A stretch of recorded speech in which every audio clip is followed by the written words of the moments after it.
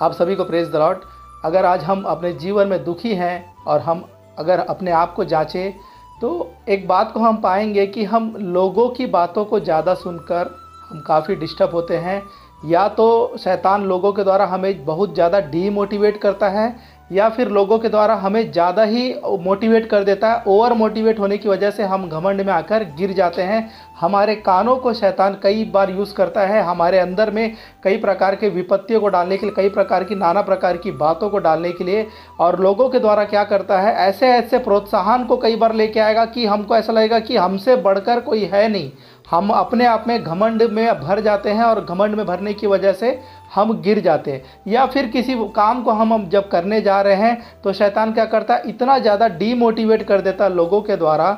लोग ऐसा ऐसा बात को कहेंगे कि हमको ऐसा लगता है कि शायद अब ये काम मुझसे नहीं हो सकता और हम उस काम को छोड़ देते हैं, हम हार जाते हैं। मैं एक घटना को बताना चाहूँगा, एक काल्पनिक घटना, जिसमें एक कुएं में कई सारे मेंढक लोग रहते हैं और वो काफ़ी समय से कुएं के अंदर ही रहते हैं। तो होता यह है कि उसमें से एक मेंढक कोशिश करता है कि मैं कैसे भी ऊपर चलूँ, यहाँ से बाहर निकल के नई दुनिया को देखूँ ऐसा करके, क्योंकि कुएं के अंदर ही अंदर वो रह के वो काफ़ी डिस्टर्ब हो जाता है। वो एक समय के बाद प्रयास करने लगता है। वो जैसे जैसे चढ़ने का कोशिश करता रहता है, नीचे से सब लोग जो है चिल्लाते रहते हैं, अरे नहीं रुक जा तू गिर जाएगा, तेरे को चोट लग जाएगा, ऐसे करके बहुत प्रकार से चिल्लाते रहते हैं। सभी लोग चिल्लाते हैं। वो ऐसे नीचे देखता है उनको और फिर ऊपर चढ़ने का कोशिश करता है, फिर नीचे देखता है, फिर ऊपर चढ़ने का कोशिश करता है।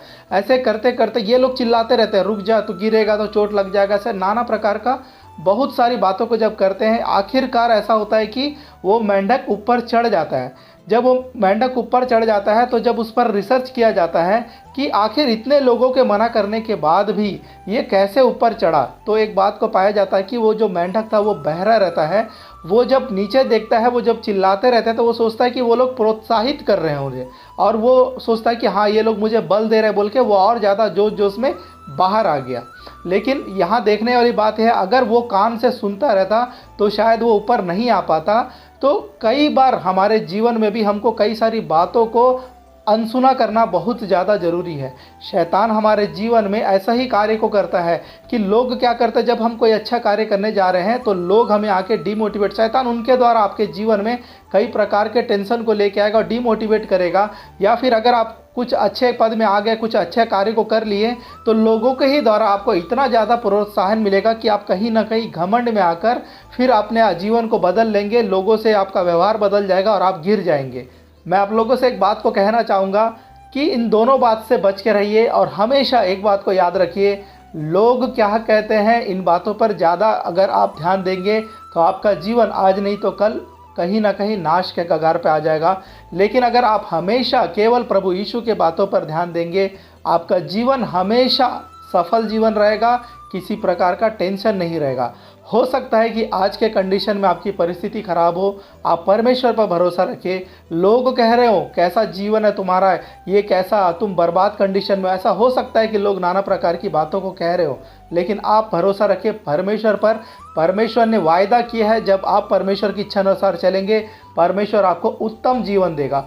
हो सकता है कि आज आपका संतान ना हो और लोग आपको नाना प्रकार की बातों को कह के आपको चिढ़ा रहे हो, लेकिन आप परमेश्वर की बातों पर ध्यान दें। परमेश्वर ने वायदा किया आपको आशीष देने का, परमेश्वर आपको संतान की आशीष जरूर देगा। हो सकता है कि आप पारिवारिक क्लेश से गुजर रहे हो और लोग आपके परिवार को देख के बाहर पे कई प्रकार की नाना प्रकार की बातों को कह रहे हो, आप उनकी बातों पर ध्यान न दें। आप केवल याद रखें कि आप जब प्रार्थना जीवन में बने रहेंगे, आपका परिवार लोगों के लिए ब्लेसिंग का कारण होगा। आपके परिवार के बारे में लोग बाहर उत्तम बातों को कहेंगे और आपके परिवार की गवाहियाँ लोग बाहर देंगे।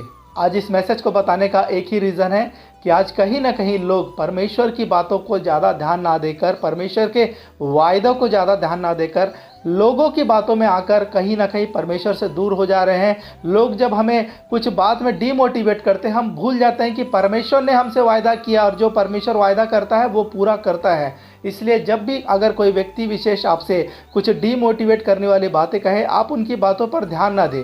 अगर आप परमेश्वर के प्रति ईमानदार है तो परमेश्वर भी आपके प्रति ईमानदार है आपके लिए आशीषों को रिलीज़ करने के लिए। इसलिए मैं आज आप लोगों से कहना चाहूँगा, अपने जीवन को पूरी रीति से परमेश्वर के बातों पे लगाएं। उनके वचनों को ध्यान लगाएं, उनके शब्दों को सुनने का प्रयास करें। लोग क्या कहते हैं, इन बातों को आज के बाद से, इस मैसेज को सुनने के बाद से पूरी रीति से अपने जीवन से दूर कर ले।